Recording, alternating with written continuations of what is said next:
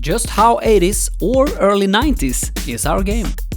First, we like to point out that the early 1990s have more in common with the 1980s than with the rest of the 90s. The same goes for the 80s, which we all know really began in 1982 and lasted until 1991. So, take a look at our main character. He's clearly a shameless reference to the Sierra heroes Sonny from the first Police Quest and Larry from the first Leisure Suit Larry. So that's obviously late 80s. However, our backgrounds are more detailed than in those early games, so in that sense they're closer to Larry 2 and Police Quest 2, with even a hint of the first Monkey Island.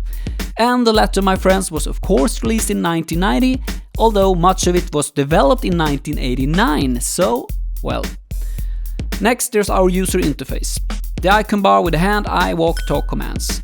That's inspired by Sierra games and also very 1990, as it first appeared in King's Quest V, if we're not mistaken. Finally, there's the humor and puzzle solving. That's a completely random mix of our own weird ideas and games like Maniac Mansion, Leisure Suit Larry 1 and Monkey Island 1. So once again, we land somewhere in the late 80s with a touch of the early 90s. Conclusion? Well, we haven't even started addressing the game's anachronistic chaos of references to old TV shows and movies from the 1960s to today. But aesthetically and in overall feel, it's definitely late 1980s.